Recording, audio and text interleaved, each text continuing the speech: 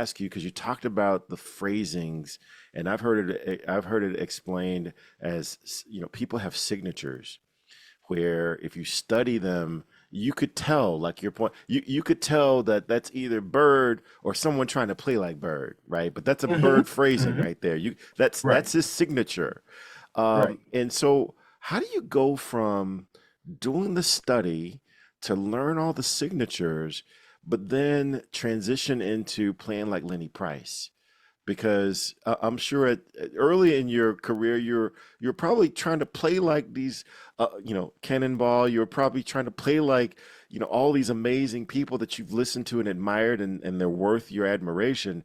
But how did you Hmm. make the transition to saying, let me develop my own signature? Again, in the practice process, imitation is the first step for me. Is that you try to play as close as you can to the person that you're trying to get. That way, you get their flavor under your hands and in your musical hearing. Okay. Then, as you develop your own sound, which is something over the years that has become less and less important, Mm. um, people like Miles would like, look, if I wanted you to sound like Michael Brecker, I would hire Michael Brecker.